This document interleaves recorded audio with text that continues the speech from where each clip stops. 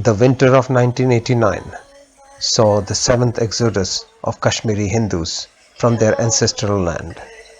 Innocents were brutally killed, even the women and children were not spared. For every person killed, thousands were terrorized and scarred for life. We remember the times and the life in Kashmir and how it changed in the winter of 1989.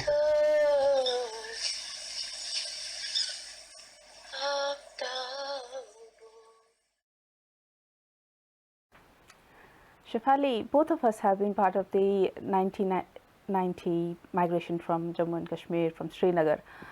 And we have been thinking about what happened in 89, just before our migration. Yes. Just wanted to talk to you about what do you remember? Yeah, I remember it quite vividly actually, although it's been 26 years now. And I was quite young there. I was 18, I was in medical school. Life was going on, you know, as normal, and you went to school, you came back, your parents worked.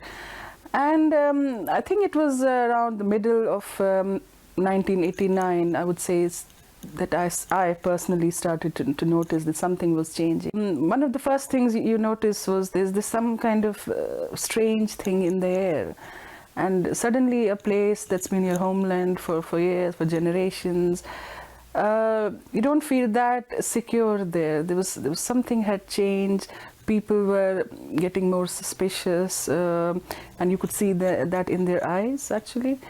And there are certain things which I remember quite vividly, and which were kind of harbingers of change, if you like. And one of them was suddenly you were told that you couldn't go to a cinema hall, for instance, because they were all going to be shut, and that was announced on the local radio, and you know, in the shops, everybody was talking about it. And then you think, you know, this is not fair. You know, as an 18-year-old, you want to go out with your friends, you want to have an easy kind of good social life, and suddenly that's not happening. But then you kind of reconcile and you think, because Kashmir, as you know, there's always been this undercurrent of this thing that, you know, something can happen anytime, because affiliation, that people are affiliated more, some people I would say are more affiliated to Pakistan, and you know, there was all this flags. The fashions used to come and go, yeah, and that people was used part to wear, of life, wasn't yeah. it? So I thought, okay, this is part of that, and this is going to be for a few months, and then things will go back to normal. But then it just got worse and worse and worse, because the next thing you hear is that you can't even borrow DVDs because the video parlors are going to be closed. And then you notice that suddenly the dress of people around you is changing, hijabs. And all these people who kind of you grew up with and you were quite close friends with, and suddenly without any reason for me, of course, they started to dress more modestly, in a sense. And then you think, you know, but nobody told you actually what was going on, so you were left hanging with this kind of thing, that something is going to happen, but I don't know what. And you asked your parents, and they were as unaware as you were, you know, having lived all their life there. They had no clue. And actually, I remember the milkman, he used to come to our house. He'd been coming for years, and he told my dad, we were decorating a house, and he told my dad, why are you spending so much money on your house? Because you might not be living in this house next year.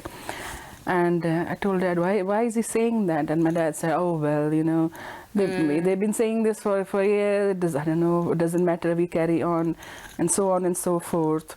So Do you remember the television, the news channels, they used to say, Golo Barud Barawat, Golo Barud Barawat. And as a kid, I used to think that means they are counting every evening, they are counting ammunition and number of guns and number of bullets. But I didn't realize they were saying Baramad, which is like they have recovered so much arms and ammunition from. Arms and ammunition was like not heard of. It was Srinagar. There was I'd never seen. Even now I've never seen what arms and ammunition looks like, and the kind of life you led there. It was very protected. It was very simple. There's no violence. You could leave your front door open, I guess, and go around. Neighbors used to look after your house and things like that, because we used to go to Jammu, Delhi in the winter vacations, and and I never had any trouble like that. And then suddenly all the news is about arms, ammunition, people being killed on the border, something else is happening, and this has been shut, and cinema halls are never going to open, and you're supposed to behave in a certain way. So that time it didn't make much sense, but now you think it's like a jigsaw. You put the pieces together, and now it makes sense, but only in retrospect. And that's kind of sometimes I think if only we had a slight inkling, if only our next door neighbor had probably told us there is something going to happen, and you better make some arrangements, maybe go do something. Nobody told us, and then that makes you think, what happened. There was this change in the neighborhood as well. There's strange people coming and going. Yes. People dressed strangely. I used to see people who used to wear these big long ferns, but not exactly ferns. They were like gowns, very different to the ferns that we used to wear. Yeah, absolutely. Used to go in these matadors, as they used to be called, and used to meet these people with strange headgear, strange dress. And then you thought, who are these people? You'd never seen them before. And they were walking around, looking like, now you think they were walking out suspiciously. At that time, I thought this was perfectly normal. There are some visitors from somewhere, and they'll go back. But obviously not. And one thing I remember very vividly was the shopkeepers. They never looked. They started not looking into your eyes. Absolutely. They used to keep their eyes downcast, and because it was kind of strange. They didn't want to. Was it guilt, or were they trying to hide something? Or was it some kind of diktat that they are not supposed to?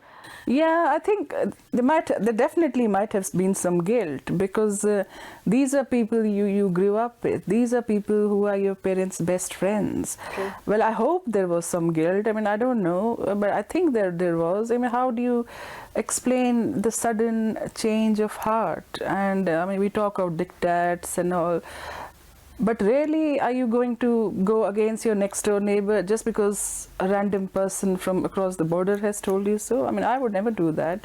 So I hope it was guilt. And so that's how it kind of started. And things just went downhill, as you know. And then, Hartals became more. There was always a culture of hartal in Kashmir, but there was more hartals. There were more curfews because anytime there was a cricket match or something, it used to lead to violence. Absolutely. And you never knew whether you're going to school the next day or not, whether you're going to office the And next that day. just got worse, didn't it? So whereas there was a random hartal here and there once every 3-4 months on some random topic which didn't even concern you, now it was like every week. And then it was like every day, then it was for like days together, and the schools were closed, and the colleges were closed. There were no buses running. So slowly, I think the situation just got worse as we were approaching 1990, and that's when the exodus happened. So things progressively got worse. And now, if you think, looking back, I mean, there was a pattern to it. It's just that we didn't know what the pattern was, isn't it? So we were just caught unawares, and that's, I guess, where the anger is coming from now, I think, when we look back. So.